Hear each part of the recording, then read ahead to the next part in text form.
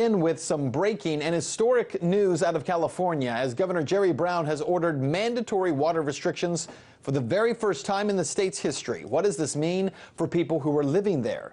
Let's talk to RT correspondent Lindsay France, who is live in Los Angeles for us. And as we mentioned, this is historic. Lindsay, how much water reduction are we looking at?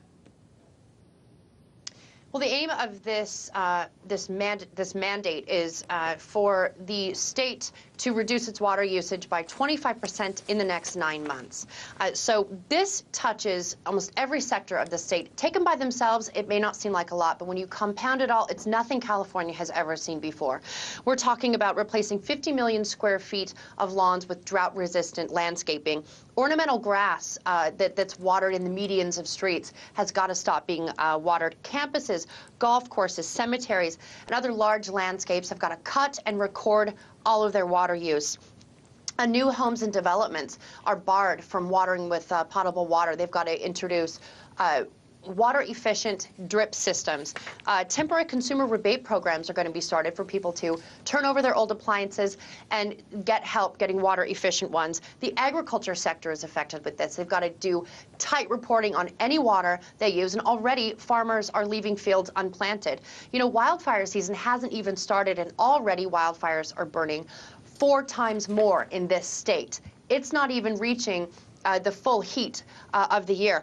Earlier, restaurants were banned from automatically giving customers water unless a customer asks for it. Hotels are forced to make it known that people can reuse sheets and towels, that they've got that option. The list just goes on and on.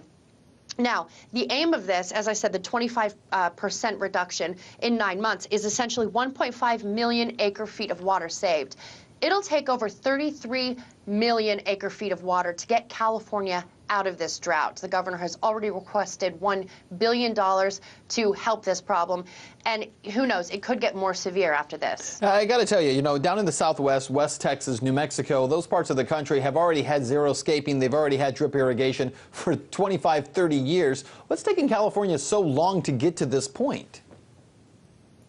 You know, I think there's a lot of critics of California's mentality toward water. You come down here, it's sunny, there's an ocean, there's a lot of, usually a huge snowpack. This drought's in its 4th year. It's going to take a lot for California to change the mentality about water use. It's not a land of plenty. It's actually very dry land, and it's packed with people. So this is really a state having to change its lifestyle choices, and something scientists have been banging their heads over for a long time, and it seems like the government here is just starting to get those wheels to turn. You hear people use the term entitlement mentality a lot in this country. I think California is certainly a place where it seems like there's an entitlement mentality, certainly to water and the way that it's used, as you're pointing out. But in terms of the way that some of these restrictions are coming in, it seems like this is more going to affect the agricultural sector and the commercial sector than it would the average person, would it not?